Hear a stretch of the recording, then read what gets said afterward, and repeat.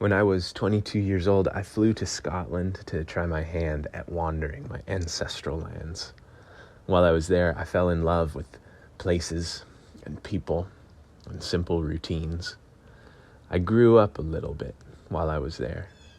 I grew into myself as I maneuvered from one moment into the next, from one encounter toward the next. The 6 months I spent abroad were tinged with the magic and romance of exploration and the unknown. But it was the basic things, the everyday things that informed my growth. I remember packing my bags for Scotland in the basement of my dad's Indianapolis house, where I was living for the summer before my trip. On the wall in that basement, I had pinned, hand-scrawled on some paper, "Let the day suffice." I know why I wrote it, because it's good counsel, but I can't remember where I wrote it from. Maybe it was a book. Hold on, let me check. A pause from writing to noodle on Google. Maybe that's it. Not verbatim, but in the Gospel of Matthew, chapter 6 and verse 34, "Therefore, do not worry about tomorrow, for tomorrow will worry about its own things.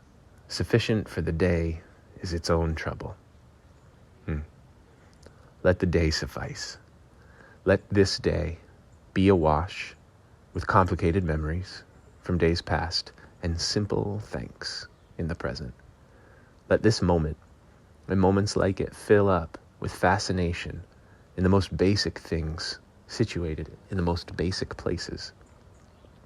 On the windowsill, lined up from right to left, there is an empty bottle, formerly full of a midwinter night's dram that my brother gave me a few years back and that we drank together in the woods in Maine.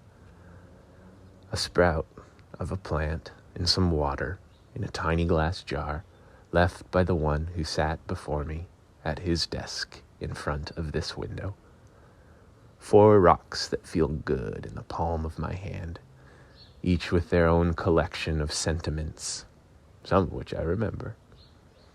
A bit of amethyst that I bought at Stones and Stuff in Portland to help me hold and clear some energy a while back when I was shifting from one way of working to another. A jar of Blackwing pencils, most of which I've whittled down with use, such that they would now serve very well on a putt-putt course. A rustic wooden figurine of a painter holding his palette.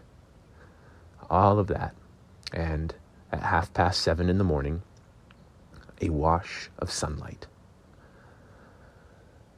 The room doesn't get much direct sunlight. The staghorn fern who sits on the altar next to my desk doesn't mind. A touch from the rays in the morning when the sun looks in at an angle and hits the corner where he sits for 15 minutes before arching out of sight seemed to be sufficient for him. Each day is a cluster of moments of sunlight and moments of shadow. And how do they say it? How we spend our days is how we spend our life.